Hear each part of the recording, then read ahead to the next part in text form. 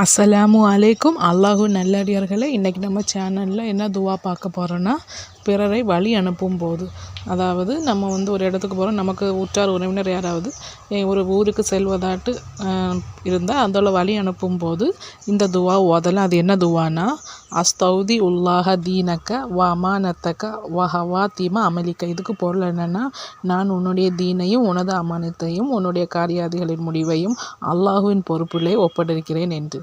இந்த துவா அதாவது நம்ம உற்றார் உறவினர் யாராவது ஏர்போர்ட்டுக்கு போகும் இந்த மாதிரி சமயத்தில் நம்ம ஓதுனா அல்லாஹ்வுடைய பாதுகாப்பு அவர்களுக்கு கிடைக்கும்.